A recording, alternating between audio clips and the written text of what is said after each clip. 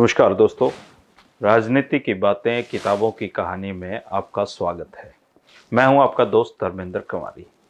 दोस्तों, झज्जर तहसील के बागपुर गांव में 11 अगस्त 1917 को एक बालक का जन्म हुआ था जो भविष्य में हरियाणा का बहुत बड़ा नेता बनता है। और ये बालक थे प्रोफेसर शेर सिंह कादयान। पिछले वीडियो में हमने इस किताब से आपको बताया था कि कैसे बचपन में उनके पिता का दलितों को अपने कुएं से पानी पिलाने की वजह से हुक्का पानी बंद कर दिया गया। इसके बाद जब शेर सिंह पढ़ने के लिए पिलानी में गए तो उनको पता चला कि हरियाणा के जाट तो वहां पर ही अछूत समझे जाते हैं। राजस्थान में उस वक्त राजपूत, ब्राह्मण और वैश्य समाज के लोग जाटों और अहीरों को ना अपनी खाट पर बैठने देते थे, ना हुक्के पानी का कोई व्यवहार होता था। पानी भी अलग पिलाया जाता था। इन दोनों वीडियो को अगर आपने अभी तक नहीं देखा है तो इस वीडियो के डिस्क्रिप्शन में जाकर देख सकते हैं, वहां मैंने दोनों लिंक डाल दी हैं। और अब आगे चलते हैं आगे की कहानी पर। 1933 में पिलानी में जाट छात्रों ने एक जाट स्टूडेंट फेडरेशन बनाकर एक कॉन्फ्रेंस की थी। इस कॉन्फ्रेंस का सचिव शेर सिंह को बनाया गया था। इसमें भारत भर के जाट विद्यार्थी शामिल हुए और यह काफी सफल रही। कॉन्फ्रेंस में चौधरी छोटूराम को भी वक्ता के तौर पर आमंत्रित किया गया था। इससे पहले चौधरी छोटूराम उनके घर आ चुके थे, लेकिन इस मुलाकात के समय शेर सिंह युवा हो चुके थे। उनकी सोच का दायरा बड़ा हो गया था और शेर सिंह राजनीतिक बातों को भी काफी कुछ समझने लगे थे। एंटर करने के बाद शेर सिंह ने 1934 में रामजस कॉलेज दिल्ली से बीए ऑनर्स गणित में दाखिला ले लिया। उस समय ये लगातार महात्मा गांधी, जवाहरलाल नेहरू, गोविंद बल्लभ पंत जहां जिसके भी भाषण होते थे सुनने जाने लगे थे और एक तरीके से कांग्रेस की उनमें ट्रेनिंग शुरू हो गई थी। अगर उस समय रामजस कॉलेज की बात मैं करूं तो रामजस कॉलेज देश भर में जाट विद्यार्थियों का एक गढ़ उस समय बन गया था। जाटों के सामाजिक, आर्थिक और राजनीतिक भविष्य पर यहाँ गर्मागर्म बहस और चर्चाएं होती थी, जिसमें शेर सिंह भी भाग लेते थे। All India Jat student federation का ये केंद्र बन गया था और शेर सिंह को इसमें सचिव बनाया गया था।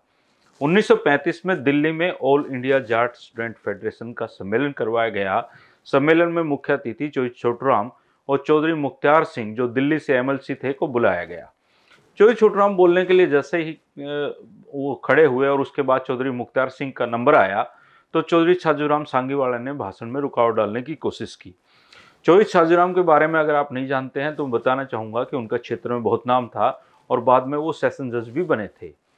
इस नाराजगी का कारण उनका व्यक्तिगत था। आज बेशक हम भाई भतीजावाद या सिफारिशों को देखकर खिंचते हों, लेकिन ये उस समय भी होता था। वह यह था कि चौधरी छाजूराम के भाई बलदेव सिंह ने बीए की थी और वे उसकी नौकरी की कोशिश कर रहे थे। छाजूराम चौधरी मुख्तार सिंह जो एमएलसी थे उनके पास गए और अपने भाई के लिए दिल्ली क्लॉथ मिल, जो उसमें बहुत बड़ी मिल थी, के करता धरता श्री राम के नाम से सिफारिश चिट्ठी लिखवा ली। इस सिफारिशी पत्र को लेकर जब मिल के मालिक से मिले तब भी उन्होंने नौकरी नहीं दी और इसके बाद छाजूराम चौधरी मुख्तार सिंह से नाराज हो गए और उनका विरोध करने लगे। शेर सिंह ने जैसे तैसे करके छाजूराम को समझाया और मुख्तार सिंह का भाषण पूरा करवा दिया। इस सम्मेलन के बाद जब चौधरी छोटूराम से शेर सिंह की मुलाकात हुई तो उन्होंने सबसे पहले उनको नमस्कार कहा और इसके बाद साफ साफ कह दिया कि चौधरी साहब, आपका पूरा भाषण जातिवाद पर आधारित था।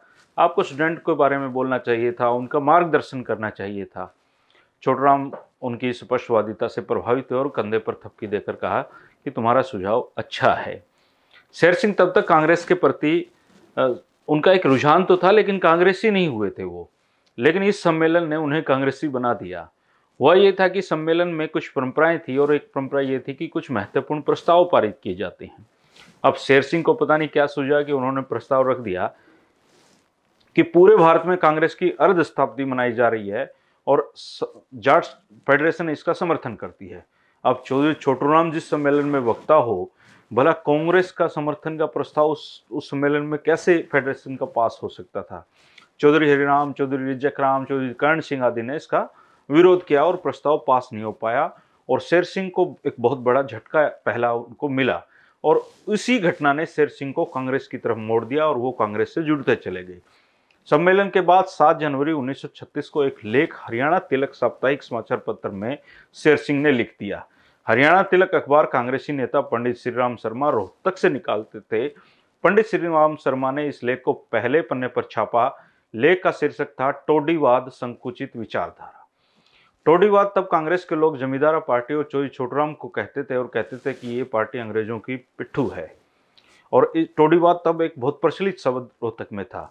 रोहतक का ही कोई युवा और वो भी जाट हो और इस लेख से चौधरी छोटूराम के समर्थकों में आग लग गई। रोहतक से ही तब दूसरा एक अखबार निकलता था जिसका नाम था जाट गजट। ये चौधरी छोटूराम ही निकाला करते थे। तब कांग्रेस और जमींदारा लीग में जो भी वैचारिक लड़ाई होती थी वो इन अखबारों में साफ साफ तौर पर दिखाई देती थी। एक लेख का जवाब दूसरे लेख में मिलता था और इस तरह लड़ाई जारी रहती थी। शेर सिंह के टोडीवाद संकुचित विचार की प्रतिक्रिया स्वरूप जाट गजट ने कई लेख प्रकाशित किए और उन सभी का शीर्षक था जाट कौम के कपूत। चौधरी रिजक खां, भूतपूर्व मंत्री मेजर करण सिंह आदि ने इन लेखों को लिखा था और शेर सिंह को जी भरकर कोसा और भला बुरा कहा गया था। अब इस पूरे खेल में पंडित श्रीराम शर्मा जो कांग्रेस के इकलौते बड़े चेहरे थे उनको बड़ा मजा आ रहा था, क्योंकि रोहतक में पहली बार एक युवा उनको ऐसा मिला था जो न केवल अच्छा लिखता था बल्कि जाट भी था। पंडित श्रीराम शर्मा ने 4 और 18 फरवरी 1936 को हरियाणा तिलक में लिखा कि शेर सिंह जाटों के प्रतिभाशाली छात्रों में से एक हैं और इसके अलावा उन्होंने उनके सदाचार और प्रतिभा की खुलकर तारीफ की। नए नए से कांग्रेस से जुड़ने और शेर सिंह के बारे में जब पंडित श्रीराम शर्मा ने ऐसे लिखा तो जो लोग शेर सिंह को रोहतक में नहीं जानते थे वो भी जानने लगे और इसका उनको आगे चलकर राजनीतिक रूप से लाभ मिला। आज भले ही अखबारों की वो कदर ना रही हो दोस्तों, लेकिन उस जमाने में अखबारों में लिखा गया एक एक शब्द मायने रखता था। हरियाणा तिलक और जाट गजट को तो लोग ढूंढ ढूंढ कर पढ़ते थे। शेर सिंह ने इसके बाद और भी लेख लिखे और चर्चा में रहे। उन दिनों शेर सिंह अखिल भारतीय विद्यार्थी संघ के सदस्य भी बने। ये संघ उस समय कांग्रेस के हाथों में होता था और इसी अवधि में सुभाष चंद्र बोस, भोलादास देसाई, सत्यमूर्ति, प्रोफेसर रंगा आदि से उनका संपर्क हुआ और इसका लाभ उन्हें भविष्य में जाकर मिला। इसका नुकसान ये हुआ कि राजनीति के चक्कर में पड़कर वजीफा लेकर पढ़ने वाले शेर सिंह मुश्किल से सेकंड क्लास में पास हुए। तो ये शेर सिंह की एक यात्रा थी दोस्तों। कल के वीडियो में हम जानेंगे कि कैसे 1938 में रोहतक शहर में चौधरी छोटूराम और सर सिकंदर हयात खान को काले झंडे दिखाए गए थे और फिर इसके बाद चौधरी छोटूराम के अनुयायियों ने ढूंढ ढूंढ कर शहरी देहाती लोगों को पीटा था और ये लड़ाई शहरी और देहाती की उस समय बन गई थी। तो ये जो कहानियों का सिलसिला है दोस्तों लगातार जारी है। प्रोफेसर शेर सिंह पर लिखी ये एक दुर्लभ किताब मेरे पास है, आउट ऑफ प्रिंट इस तरह की किताबें हैं और ये उस दौर की हमें सामाजिक और आर्थिक स्थितियों को समझने में भी काफ़ी मदद करती हैं। इसलिए किसी भी वीडियो को मिस मत करिए। 3 बजे की जो हमारी रोजाना का ये वीडियो है इसको देखते रहिए।